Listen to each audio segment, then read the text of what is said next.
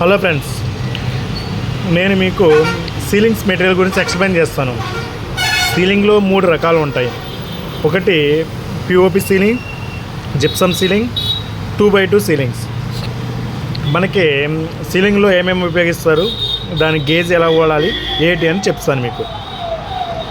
Present ఎండాకాలం కాబట్టి మనం సీలింగ్ చేసుకోవడం వల్ల మనకి 20% ఎండ తగ్గుతుంది, హీట్ తగ్గుతుంది. దీనికి వాడే ఛానల్ పట్టి అంటారు దీన్ని. ఇది వచ్చేసి 5.5 గేజు. దీన్ని బాటం అంటారు. ఇది కూడా 5.5 గేజు. దీనికి ఎస్పిఎల్ అంటారు, గోడకి వేసుకుంటారు అన్నమాట. దీని బిగ్గెళ్ళు. ఇవి సపోర్ట్ వేయనికి స్మాల్ ఎల్స్. ఇది పిఓపి బోర్డ్, పిఓపి సీలింగ్స్ అంటే పిఓపి బోర్డ్ అనమాట. ఇది పిఓపి సీలింగ్ వాడతారు.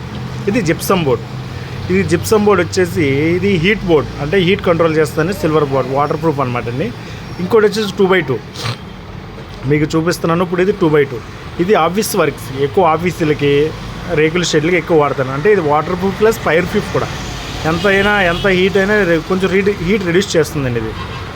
తర్వాత దీనికి వాడే స్క్రూ మెటీరియల్స్.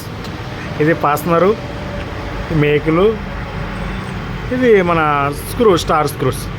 దీనికి పడి ప్రైజులు ఒక రూము 10 రూమ్స్కి పడే మెటీరియల్ కాస్ట్ ఇది. దానికి పడే మెటీరియల్స్ మనకి ఆల్మోస్ట్ 10x10కి 100 అడుగులు కనుక వస్తే లేబర్ ఛార్జ్ 12 రూపాయలు తీసుకుంటారు. మెటీరియల్కి అయితే 4100 అవుతుంది కాస్ట్. లేదు మెటీరియల్ విత్ లేబర్ అంటే 65 రూపీస్ పర్ ఫీట్. ఎన్ని అంటే 10x10 రూమ్ 100 ఫీట్లు అయితే 100 × 65 రూపాయలు 6500 అవుతుంది. ఇది పిఓపికి. అదే జిప్సమ్కి అయితే జిప్సమ్కి మనకి 75 రూపీస్ పడుతుంది. అంటే దాని మీద ఎక్కువ జిప్సమ్ అనేది. సో కొంచెం కాస్ట్ ఎక్కువ ఉంటుంది. జిప్సమ్ 10 రూపీస్ ఎక్కువ ఉంటుంది పర్ ఫీట్. అంటే ఓన్లీ సీట్ కాస్ట్ ఒకటే చేంజ్ అవుతుంది. ఆల్మోస్ట్ ఈ పట్టీ బాటమ్స్ అన్నీ సేమ్. ఒక రూమ్కి పట్టీ బాటం ఎస్పిఎల్ ఎల్లని మెటీరియల్ అంతా సేమ్, కానీ బోర్డ్సే చేంజ్ అవుతాయండి. తర్వాత మళ్ళీ మనకి 2x2 మెటీరియల్స్ ఉన్నాయి కదా, అవి అయితే దాని మెటీరియల్ వేరే ఉంటుంది.